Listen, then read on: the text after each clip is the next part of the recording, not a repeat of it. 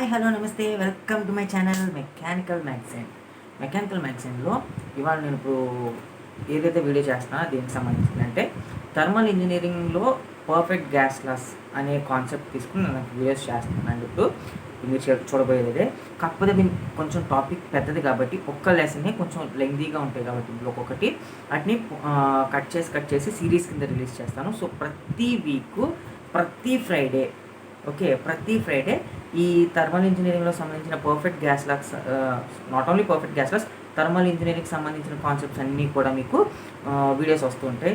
So కొంచెం ఆ పక్కన మనకి సబ్స్క్రైబ్ బటన్ ఉంటుంది, దాని పక్కన ఒక చిన్న బెల్ ఐకాన్ ఉంటుంది కదా, అది కొంచెం కొడితే మీకు ఆ నోటిఫికేషన్స్ అన్నీ మీకు వస్తూ ఉంటాయండి.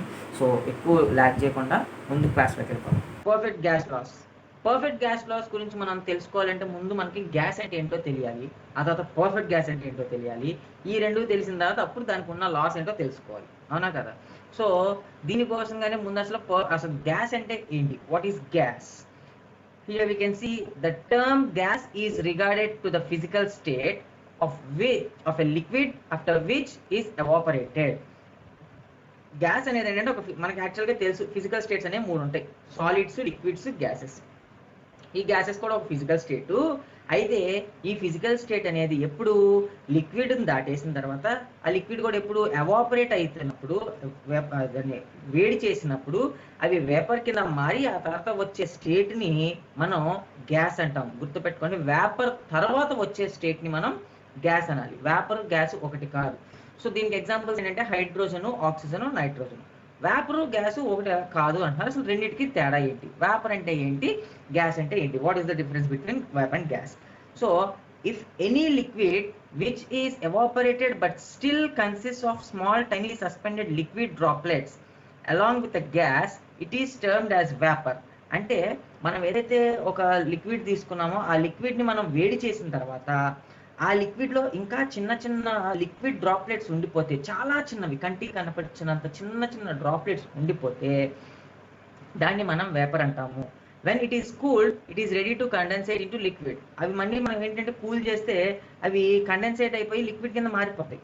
ఓకే, సో దానికి ఒక ఎగ్జాంపుల్ ఏంటంటే ఇక్కడ మనం చూడొచ్చు, ఇక్కడ వేడిగా వేపర్ బయటకు వస్తుంది. అంటే మనకేంటంటే పొగలాగా కనపడుతుంది, ఇక్కడ గ్యాస్ అనుకుంటాం కానీ, బట్ ఈ ఆవిరి వస్తున్న టైంలో మనం ఏదైనా గాజు మొక్క గ్లాస్ ప్లేట్ ఇలా అడ్డంగా పెడితే ఆ వాటర్ డ్రాప్లెట్స్ ఇలా దానికి తగిలి కిందకి జారిపోతాయి, వాటర్ డ్రాప్లెట్స్ లాగా, అవునా కదా? సో అంటే ఇక్కడ ఏంటంటే గ్లాస్కి తగిలిన తర్వాత ఈ హాట్ బాడీ కూల్ అయిపోయి వాటర్ లిక్విడ్ డ్రాప్లెట్స్ కింద మారిపోయి మళ్ళీ కిందకు వచ్చేసింది. సో ఇలా ఉంటే, ఇలా లిక్విడ్స్ కింద మారిపోగలిగితే దాన్ని వేపర్ అనాలి. Okay, and now in the term gas there is no such possibility of suspended liquid particles which is fully saturated in its thermal state. అవి ఏంటంటే ఫుల్లీ సాచురేటెడ్, ఇంకా ఫుల్ టెంపరేచర్ ఫుల్గా తీసేసుకున్నది మొత్తం దానికి అబ్జర్వ్ చేసుకుని అందులో ఎట్లాంటి లిక్విడ్ పార్టికల్ని కూడా ఉంచుకోదు, మొత్తం అది అబ్జర్వ్ చేసేసుకుని సాచురేటెడ్ స్టేట్లోకి వెళ్ళిపోతుంది. సో దాన్ని మనం గ్యాస్ అనాలి. అంటే మనకి ఎగ్జాంపుల్ ఇక్కడ తీసుకుంటే, ఇక్కడ ఫ్యాక్టరీస్లోంచి మనకి లిబరేట్ అవుతున్న గ్యాసెస్ చూస్తున్నాం. కార్బన్ డైఆక్సైడ్ గ్యాస్ అంటాం, హైడ్రోకార్బన్ గ్యాస్ అంటాం. సో ఇలా డిఫరెంట్ టైప్స్ ఆఫ్ గ్యాసెస్ని మనం ఎలా చెప్తామో, so in the same way ఇవేంటంటే టియర్ గ్యాస్ అవుతుంది మనకి. ఇట్లా రకరకాల గ్యాసెస్. ఇందులో ఏంటంటే మనం ఏదైనా డ్రాప్లెట్స్, వాటర్ డ్రాప్లెట్స్ని ఫిక్స్ చేసినా అవి ఫిక్స్ చేయడం కాదు, ఒకవేళ ప్లేట్ లాంటిది అడ్డంగా పెట్టిన వాటర్ డ్రాప్లెట్స్ లాంటివి ఏమి మనకి బయటికి రావు, అవునా? సో అది ఫుల్లీ సాచురేటెడ్ గ్యాస్ కాబట్టి. Okay, so this is up to gas. Next ఇప్పుడు ఏంటంటే మనకు తెలియాల్సింది పర్ఫెక్ట్ గ్యాస్ అంటే ఏంటో తెలియాలి, అవునా కదండి? పర్ఫెక్ట్ గ్యాస్ అంటే ఏంటి అంటే, a perfect gas is defined as a gas in which all the molecular attractions is zero.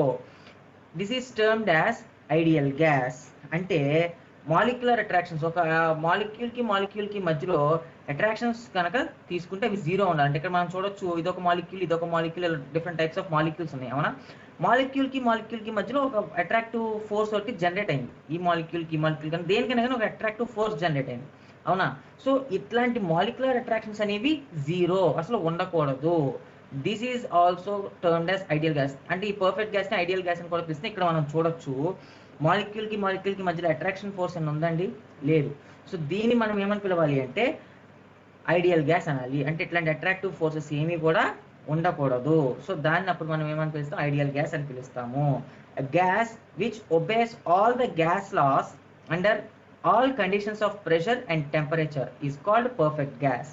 అంటే ఏదైతే గ్యాస్ మనకి ఏ టైప్ ఆఫ్ ప్రెషర్ దగ్గర అయినా, ఏ టైప్ ఆఫ్ టెంపరేచర్ దగ్గర అయినా కానీ అది గ్యాస్ లాస్ని ఒబే చేయాలి. గ్యాస్ లాస్ అనేవి కొన్ని ఫిక్స్ చేశారు. ఇప్పుడు మనకి ఎలాగ fundamental right rules and duties different ఎలాగైతే ఉన్నాయో law and regulation, rules and regulations, in the same way gases కూడా కొన్ని లాస్ ఉన్నాయి. ఆ లాస్ అన్నిటిని కూడా అది ఒబే చేస్తే ఇప్పుడు ప్రతి టెంపరేచర్ దగ్గర, ప్రతి ప్రెషర్ దగ్గర, అప్పుడు దాన్ని మనం పర్ఫెక్ట్ గ్యాస్ అంటాము.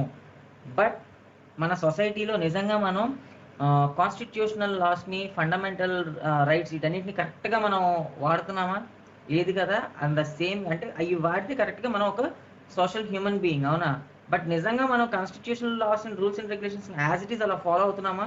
అవ్వం.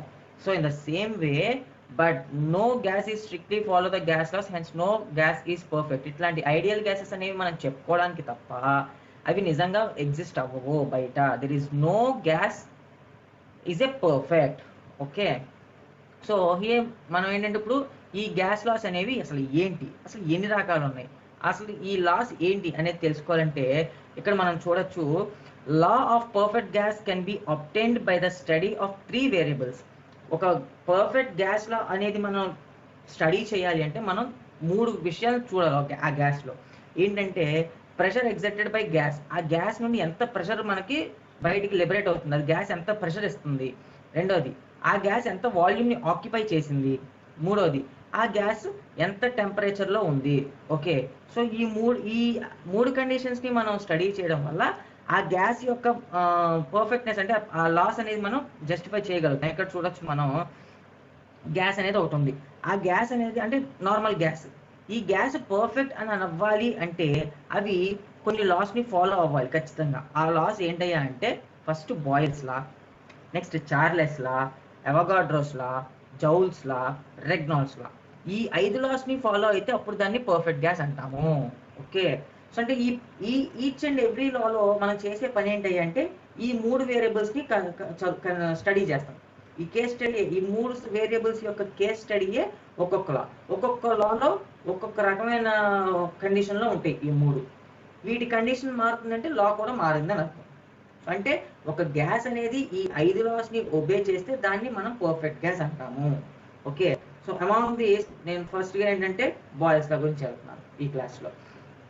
సో బాయిల్స్ లా అనేది ఏంటి అంటే this law was discovered by Robert Boyle in 1662 AD. సో 1662 ADలో రాబర్ట్ బాయిల్ అనే ఆయన, అంటే ఇగో ఈయన ఈ లాని మనం డిజైన్ చేసి ఇచ్చాడనమాట. ఏం చేసిండు ఈయన డిజైన్? అసలు ఇచ్చిన స్టేట్మెంట్ ఏంటి అంటే ఇక్కడ మనం చూడొచ్చు. It states that the volume of a given mass of a perfect gas is inversely proportional to the absolute pressure. ఇది తెలియాలంటే ముందు అందరికీ, అంటే ఎందుకంటే నేను మెయిన్లీ నా ఛానల్లో ఇది పెట్టడానికి మెయిన్ కారణం ఏంటంటే తెలుగు మీడియం పిల్లలు కూడా ఈజీగా అర్థం అవ్వాలి, అంటే తెలుగులో ఈజీగా గ్రాస్ప్ చేసుకోగలగాలనే ఈ ఛానల్ మెయిన్ ఉద్దేశం. సో ఇందులో ఏంటంటే మెయిన్లీ చాలా మందికి డౌట్ ఈ ప్రపోర్షనల్, ఇన్వర్స్లీ ప్రపోర్షనల్ అంటే ఏంటి. ఓకే, సో ఇన్వర్స్లీ ప్రపోర్షనల్ ఈ రెండింటికి తేడా ఏంటంటే కంటెంట్ ఒక ఏ అనే కంటెంట్ ఉంది, ఇక్కడ బి అనే కంటెంట్ ఉంది. ఒకవేళ ఏ అనే కంటెంట్ పెరిగితే బి అనే కంటెంట్ తగ్గిపోయింది అనుకుందాం. సో లేదు, బి అనే కంటెంట్ పెరిగితే ఏ అనే కంటెంట్ తగ్గిపోయింది అనుకుందాం. అంటే ఒకటి పెరిగితే ఇంకోటి తగ్గిపోతుంది ఆటోమేటిక్గా, అవునా కదా? ఓకే, సో ఇట్లా ఉంటే దాన్ని ఇన్వర్స్లీ ప్రపోర్షనల్ అంటాం. లేదు, ఏ పెరిగితే బి కూడా పెరుగుతుంది. సో ఇలా ఉంటే దాన్ని మనం డైరెక్ట్లీ ప్రపోర్షనల్ అంటాం. ఫర్ ఎగ్జాంపుల్ మనకి చిన్న ఎగ్జాంపుల్ ఏంటంటే పెట్రోల్ రేట్స్, డీజిల్ రేట్స్తో మనం పబ్లిక్ ట్రాన్స్పోర్టేషన్ని కంపేర్ చేద్దాం. ఒకవేళ పెట్రోల్ రేటు, డీజిల్ రేటు పెరిగితే ఈ బస్ ఫేర్లు, ట్యాక్సీ ఫేర్లు, ఆటో ఫేర్ కూడా పెరుగుతాయి, అవునా కదా? సో ఇది పెరిగితే ఇది కూడా పెరుగుతుంది. సో ఈ రెండు కూడా ఏంటంటే మనకి డైరెక్ట్లీ ప్రపోర్షనల్గా ఉన్నాయి. Yes or no? ఒకవేళ ఈ రేట్లు పెరిగితే కన్స్యూమర్స్ ఒక్కొక్కసారి తగ్గిపోతారు, అవునా? ఎందుకంటే రేట్లు పెరిగినప్పుడు వాడేవాళ్ళు తగ్గిపోతారు, అంటే రేట్లు పెరుగుతుంటే వాడేవాళ్ళు తగ్గిపోతున్నారు. ఇది ఇన్వర్స్లీ ప్రపోర్షనల్ అన్నారు. ఓకే, చిన్న ఎగ్జాంపుల్ ఇది. Okay, so in the same ఇప్పుడు ఏమంటున్నాడంటే ఒక ఫిక్స్డ్ మాస్, అంటే మనం ఒక గ్యాస్ని మాస్ బరువు కొలుచుకుని తీసుకొచ్చి దాన్ని టెస్ట్ చేసినప్పుడు వాల్యూమ్ నేను ప్రెషర్, అబ్సల్యూట్ ప్రెషర్ రెండు ఇన్వర్స్లీ ప్రపోర్షనల్ అంట. ఎలాగంటే ఇక్కడ మనం చూడొచ్చు, ఇక్కడ ఫస్ట్ ఇక్కడ చూస్తున్నాం కదండి, టెంపరేచర్ 300 దగ్గర ఫిక్స్ చేసాం. అంటే ఈ బాయిల్స్లో ఎప్పుడు కూడా మనం టెంపరేచర్ని కాన్స్టెంట్ కింద పెట్టే స్టడీ చేయాలి ఎప్పుడైనా కానీ. ఓకే, బాయిల్స్లో ఎప్పుడు టెంపరేచర్ కాన్స్టెంట్లో ఉన్నప్పుడే వర్క్ అవుతుంది. సో టెంపరేచర్ని కాన్స్టెంట్గా ఫిక్స్ చేసేసాం. ప్రెషర్ చూడండి ఇప్పుడు పెరుగుతుంది ఇక్కడ, అవునా? ఇక్కడ పెరుగుతుంది అంటే ఇక్కడ వెయిట్స్ పెరుగుతున్నాయి అంటే టెంపరేచర్ పెరుగుతుంది, సారీ ప్రెషర్ పెరుగుతుంది దానికి పని నుంచి అని అర్థం. ఓకే, ఇనీషియల్గా ఈ వాల్యూమ్ 4 వరకు ఉంది, అవునా? ఇక్కడ 4 అనే పాయింట్ వరకు ఉంది స్టార్టింగ్ పొజిషన్లో. సార్ ఎప్పుడైతే ఈ పైన ప్రెషర్ పెరుగుతుందో ఇది ఇలా కింద 2 అనే నెంబర్ వరకు దిగిపోతుంది, అవునా? అంటే వాల్యూమ్ ఏమైంది, తగ్గిపోయింది, కంప్రెస్ అయిపోయింది. సో ఇక్కడ మనం గ్రాఫ్ చూడొచ్చు, ఫస్ట్ ఈ స్టేట్లో ఉన్న వాల్యూమ్ నెమ్మదిగా ఇలా కింద, అంటే ఫర్ సపోజ్ ఇది 0 అనుకుంటే 1 2 3 4 5 ఇలా వెళ్తుంది కదా, అలాగే ఇప్పుడు 1 2 3 4 ఇలా వెళ్తుంది. అంటే ఇక్కడ ఉన్నది ఇలా వచ్చేసింది ఏంటంటే ఇక్కడ 5 దగ్గర నుంచి ఇలా నెమ్మదిగా 1 పడిపోయినట్టే కదా, వాల్యూమ్ తగ్గిపోయినట్టే కదా. ప్రెషర్ కూడా ఇక్కడ ఎక్కడో 0.2 దగ్గర ఉన్నది అనుకుందాం, ఇలా ముందుకెళ్తుంది అంటే ప్రెషర్ అనేది ఇంప్రూవ్ అయినట్టే కదా, ఇంక్రీజ్ అయినట్టే కదా. అంటే ఏంటి, వాల్యూమ్ తగ్గిపోతే ప్రెషర్ పెరిగిపోయింది. ఓకే, ఇప్పుడు టెంపరేచర్ కాన్స్టెంట్ దగ్గర దీన్ని ఏమనాలి, బాయిల్స్ అనాలి. ఓకే, సో ఇక్కడ ఏంటంటే మనం తెలుసుకోవాల్సింది, let us consider a gas in a jar with volume V and pressure P. So ఇక్కడ మనం జార్ తీసుకున్నాను, ఆ జార్లో కొంత గ్యాస్, ఇది గ్యాస్ అనుకుందాం.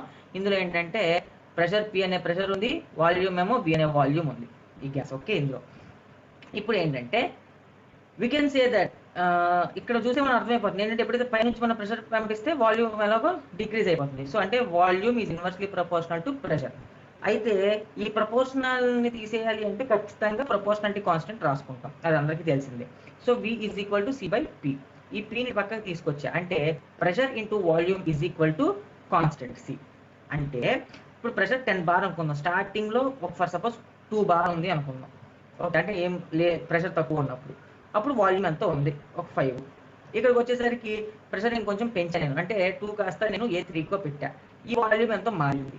నెక్స్ట్ ప్రెషర్ని ఒక 3 కాస్త A5 6 చేశా, ఇప్పుడు మళ్ళీ వాల్యూమ్ కూడా మారిపోతున్నాను, ఇంకా తగ్గిపోతుంది. బట్ కండిషన్ ఏంటంటే మనం పెంచిన వాల్యూమ్ ఏదైతే ఉందో, సారీ పెంచిన ప్రెషర్ ఏదైతే ఉందో, వాల్యూమ్ తగ్గింది ఏదైతే ఉందో, ఈ రెండింటిని మల్టిప్లై చేసుకుంటూ వెళ్తే ప్రతి సిచ్యువేషన్లో, కేస్ 1లోనేమో ఒక 0.2 బార్ ప్రెషర్ ఉంది, సెకండ్ కేసులోనేమో 4 బార్ ప్రెషర్ ఉంది, థర్డ్ కేసులోనేమో 6 బార్ ఉంది. సో ప్రెషర్ పెరిగినా కూడా వాల్యూమ్ ఏదైతే మారిపోతుంది కదా, ఈ రెండింటిని మల్టిప్లై చేస్తే ప్రతి కండిషన్లో ఈక్వల్ వాల్యూ రావాలి, అప్పుడు అది బాయిల్స్లని సాటిస్ఫై చేసినట్టు.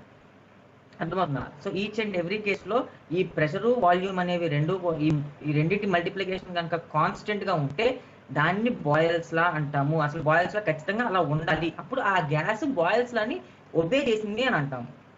Okay, so P1 V1 is equal to P2 V2 is equal to P3 V3 or else PV is equal to constant C. Pressure volume రెండింటిని మల్టిప్లై చేసినప్పుడు ఏ సిచ్యువేషన్ ఆఫ్ టైంలో అయినా మల్టిప్లై చేసినప్పుడు రెండు ఒకటే ఉంటే, అంటే ఏ సిచ్యువేషన్ ఆఫ్ టైం అయినా అంటే మన ఎక్స్పెరిమెంట్లో తీసుకుంటున్నప్పుడు, అంటే ప్రెషర్ మారినప్పుడు అది మనం కన్సిడర్ చేసిన వాల్యూమ్ ఈ రెండింటిని మల్టిప్లై చేస్తే అవి ఒకటే వాల్యూ రావాలి. Okay, this is about బాయిల్స్లా. అదే మరి సంగతి చూసారు కదా. సో ఇది ప్రస్తుతానికి నేను బాయిల్స్ల వరకు కవర్ చేశాను. నెక్స్ట్ ఒక్కొక్కటి అంటే సిరీస్ ఆఫ్ చెప్పాను కదా, సిరీస్ కింద నేను మొత్తం ఒక్కొక్కటి యూనిట్ ఇస్తూ ఉంటాను. సో మీకు కనుక ఈ వీడియో నచ్చినట్టయితే జస్ట్ ప్లీజ్ లైక్ చేయండి, షేర్ చేయండి, కామెంట్ చేయండి. సో మీకు ఏమైనా డౌట్స్ ఉంటే కామెంట్ బాక్స్లో ఇవ్వండి. అండ్ అలాగే దయచేసి సబ్స్క్రైబ్ చేసి పక్కన బెల్ ఐకాన్ ఖచ్చితంగా కొట్టండి. Thank you.